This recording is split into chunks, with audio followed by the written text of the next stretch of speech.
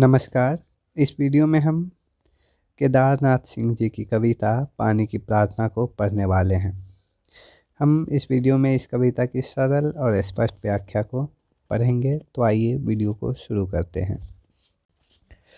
यह कविता पर्यावरण संकट, विशेषकर जल संकट पर एक संवेदनशील अभिव्यक्ति है। इसमें कवि पानी के महत्व और उसकी कमी से होने वाली तकलीफों तथा मानव और प्रकृति के रिश्ते की व्याख्या करते हैं। कवि केदारनाथ सिंह जी की इस कविता में पानी को जीवन का आधार और प्रकृति के शक्तियों से जोड़कर दर्शाया गया है, जो आज के समय में पर्यावरण संरक्षण के संदर्भ में अत्यंत प्रासंगिक है। आइए इस कविता की पंक्तियों को पढ़ते हैं और इसका सरल भावार्थ मैं आपको बताता हूँ। कवि लिखते हैं, प्रभु मैं पानी, पृथ्वी का प्राचीनतम नागरिक, आपसे कुछ कहने की अनुमति चाहता हूँ। यदि समय हो तो पिछले एक दिन का हिसाब दूँ आपको। यहाँ कवि केदारनाथ सिंह मानवीकरण का प्रयोग करते हैं। वह पानी द्वारा प्रभु से वार्तालाप यानी ईश्वर से वार्तालाप को यहाँ बताते हैं। वे बताते हैं कि पानी जो कह रहा है ईश्वर से कि प्रभु मैं इस धरती का प्राचीनतम नागरिक हूँ, यानी मैं प्राचीन काल से ही इस धरती पर रहता आ रहा हूँ। अगर आपकी अनुमति हो, आपकी आज्ञा हो तो पिछले एक दिन का हिसाब मैं आपको देना चाहता हूँ। इसके बाद पानी कहता है, अब देखिए ना, इतने दिनों बाद कल मेरे तट पर एक चील आई। प्रभु कितनी कम चीलें दिखती है आजकल, आपको तो पता होगा, कहाँ गई वे। यहाँ कवि विलुप्त होती जा रही प्राणियों के ऊपर ध्यान केंद्रित कराने की कोशिश करते हैं। वे बता रहे हैं कि पानी ईश्वर से कहता है कि आपको तो पता होगा, यहाँ व्यंग है कि आपको तो पता होगा कि वे चीलें कहाँ गई। यहाँ कवि इशारा करना चाह रहे हैं कि ईश्वर भी कुछ नहीं कर रहे हैं। हमारी खराब होती परिस्थितिकी तंत्र जिसमें कई प्राणी विलुप्त हो रहे हैं, उन विलुप्त प्राय प्राणियों को वो यहाँ केंद्र में रखकर लोगों का ध्यान दिलाना चाहते हैं कि चीलों की संख्या अब कम दिखाई देती है, अब ये नहीं दिखाई देते हैं। प्रभु कितनी कम चीलें दिखाई देती हैं आजकल, पर आपको तो पता होगा कहाँ गई हैं वे। आगे वे लिखते हैं, पर जैसे भी हो कल एक वो आई और बैठ गई मेरे बाजू में। पहले चौंक कर उसने इधर उधर देखा, फिर अपनी लंबी चोंच गड़ा दी मेरे सीने में, और यह मुझे अच्छा लगता रहा प्रभु। लगता रहा जैसे घूंट घूंट मेरा जन्मांतर हो रहा है, एक चील के कंठ में, कंठ से रक्त में, रक्त से फिर नई चील में। यानी फिर पानी कहता है कि जो विलुप्त प्राय प्रजाति है चील, चील यहाँ एक उदाहरण के तौर पे है। यह केवल चील की बात नहीं, यह सभी विलुप्त प्राय प्राणियों की प्रतिनिधित्व के रूप में यहाँ सामने है। इसके बाद पानी कहता है कि चील तो आजकल दिखाई नहीं देते, पर किसी तरह कल एक चील हमारे तट पर आया, यानी जल के स्रोत के पास आया। वह बैठ गई मेरे बाजू में, यानी वो मेरे पास में आकर किनारे पर बैठ गई। पहले चौंक कर उसने इधर उधर देखा, ताकि यह यहाँ कवि बताते हैं कि संवेदनशील स्थिति है। चीलों की संख्या कम हो गई है, एक दो चील अगर वो दिखाई दे तो वो भी मतलब इधर उधर देखते हैं कि कोई शिकारी उनका शिकार न कर ले। फिर अपनी लंबी चोंच गड़ा दी उसने मेरे सीने में, और यह मुझे अच्छा लगता रहा प्रभु। यानी फिर प्यासी चील ने पानी की बूंदों को पीना शुरू किया। जब उसने पानी को घूंट घूंट भरा तो जल को जैसे अनुभूति हुई कि उसका जन्मांतरण हो रहा, उसका पुनर्जन्म हो रहा हो। जल अपनी अनुभूति को बताता है पानी कि मैं जल से फिर रक्त में तब्दील हो जाऊंगा, फिर रक्त से चील के अंडे के थ्रू फिर चील के बच्चे में मतलब नई चील में मैं चला जाऊंगा। तो यहाँ पुनर्जन्म हो रहा है। इसके बाद कवि लिखते हैं, फिर काफ़ी समय बाद दिन के कोई तीसरे पहर एक जानवर आया हकासा पियासा, और मुझे पीने लगा चभर चभर इस अशिष्ट आवाज़ में। क्षमा करे प्रभु।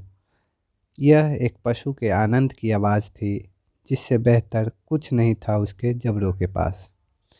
यानी कवि बताते हैं कि जब कोई प्यासा पशु रहता है और उसे पानी मिल जाए तो उसे आनंद की अनुभूति होती है, जो कि शब्दों के माध्यम से बयान नहीं की जा सकती है।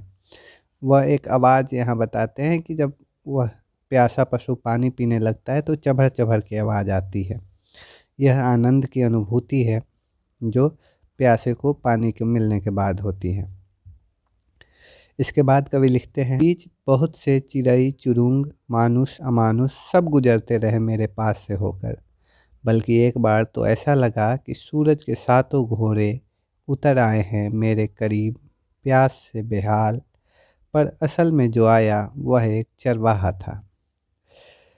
जब प्राचीन समय में जब हमारी मानव की जो आबादी थी वह नदियों किनारे बसती थी, तो उस समय के जो जल स्रोत थे वो बहुत ही कोमल और वो स्वच्छ रहते थे।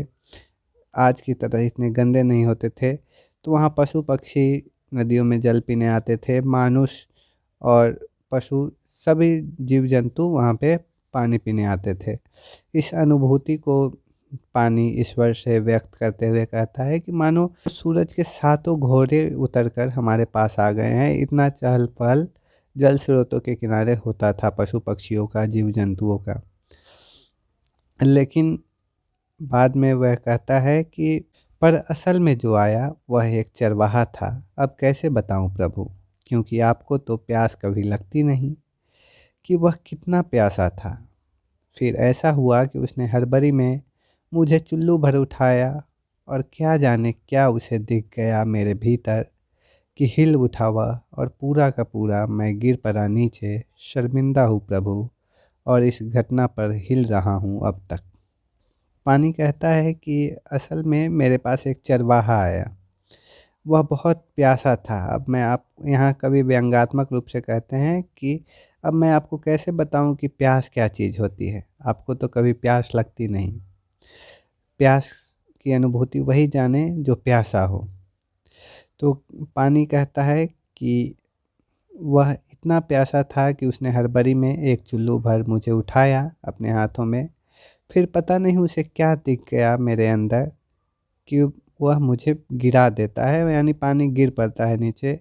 और वह कहता है कि शर्मिंदा हूँ प्रभु, इस घटना पर अब तक हिल रहा हूँ। यानी यहाँ कभी दूषित जल की ओर इशारा कर रहे हैं कि कोई चरवाहा आता है। चरवाहा यानी जो जानवरों को जंगलों में चराता है, वह नदी से पानी उठाता है और देखता है कि पानी दूषित है तो वह छोड़ देता है। तो यहाँ पानी उसकी प्यास नहीं बुझा पाता है, तो पानी अपने आप को शर्मिंदा यहाँ बता रहा है।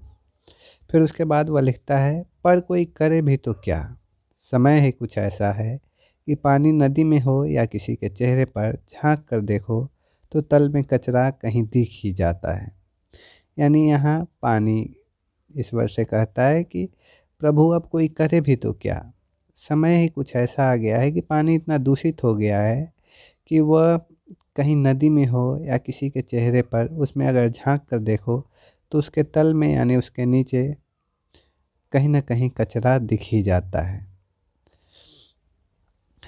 अंत में प्रभु अंतिम लेकिन सबसे ज़रूरी बात, वहाँ होंगे मेरे भाई बंधु मंगल ग्रह या चांद पर यहाँ पृथ्वी पर मैं यानी आपका मुँह लगा यह पानी अब दुर्लभ होने के कगार तक पहुँच चुका है।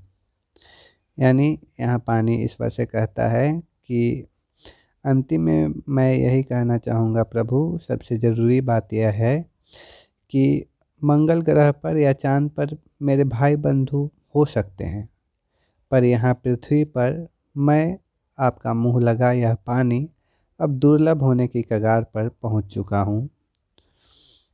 पर चिंता की कोई बात नहीं, यह बाज़ारों का समय है और वहाँ किसी रहस्यमय स्रोत से मैं हमेशा मौजूद हूँ। पर अपराध क्षमा हो प्रभु, और यदि मैं झूठ बोलूँ तो जलकर हो जाऊं राख। कहते हैं इसमें आपकी भी सहमति है। यहाँ कवि बाजारवाद और बाजारूपन को केंद्र में रखकर कहते हैं कि पानी इतनी दूषित हो गई है, दुर्लभ हो गई है पानी के लिए। लोग चिंता व्यक्त करते हैं। अभी कई सारे वैश्विक सम्मेलन किए जाते हैं जल संरक्षण को लेकर, लेकिन यह विडंबना है कि हमें अब नदियों में मिलने वाला जो फ्री में हमें ओपन सोर्स से मिलता था, वह पानी आज बाज़ारों में बोतलों में मिलने लगा है। यह बाजारवाद का शिकार हो चुका है प्राकृतिक संसाधन। इस पे कवि यहाँ व्यंग करते हैं कि अगर मैं झूठ बोलूं तो मैं जलकर हो जाऊं राख। कहते हैं प्रभु कि इसमें आपकी ही सहमति है कि मैं आज बाज़ारों में किसी रहस्यमय स्रोत से उपलब्ध हूँ और आम लोगों के लिए नदियों में दूषित जल ही रह गया है। तो इस प्रकार यह कविता समाप्त होती है। आशा करता हूँ जो व्याख्या मैंने इसके की वो आपको समझ में आई होंगी। बहुत ही साधारण सी कविता है जिसमें कवि पर्यावरण चिंतन को केंद्र में रखते हैं, जल संरक्षण को केंद्र में रखते हैं और मानवीकरण का प्रयोग करके इसमें पानी के माध्यम से ईश्वर से वार्तालाप करके वह परिस्थितियों को समझाने की कोशिश करते हैं, जिसमें वह पहले बताते हैं कि पानी पहले किस प्रकार था। जब पानी अपनी अनुभूतियों के माध्यम से बताता है कि ऐसा लग रहा है मानो सूरज सातों घोड़े मेरे आसपास भटक रहे हैं, और आज ऐसी स्थिति है, इतना दूषित जल हो गया है कि पानी पीने लायक भी नहीं है। साथ ही इसमें विलुप्त प्राय जीव जंतुओं को भी केंद्र में रखा गया है चील के माध्यम से, और साथ ही इसमें बाजारवाद की विडंबना के ऊपर भी करारा व्यंग किया गया है। तो इस प्रकार इस कविता की व्याख्या थी। आशा करता हूँ आपको समझ में आ गई होंगी। आपके पाठ्यक्रम में जितनी भी रचनाएं संकलित थीं उन सभी पर वीडियो बना दिए गए हैं।